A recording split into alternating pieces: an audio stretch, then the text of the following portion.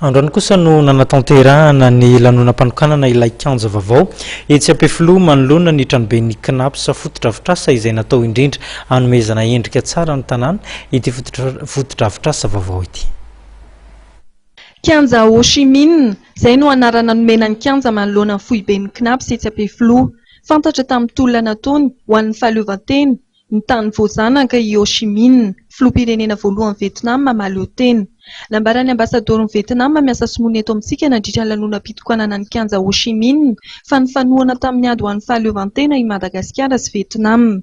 Anisan'ny malagasy niarany tolona ho an'ny fahaleovantena niaraka tamin'ny Ho Chi Minh i Jean Ralaimongo.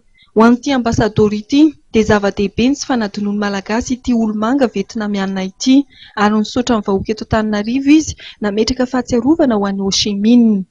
Izy ity dia marika fahatsiarovana indrindra moa izao teny sabobidy ranketiny izao izay milaza koa fa tsy misy sabobidy mihoatra noho ny fahaleovantena sy ny fahafahana.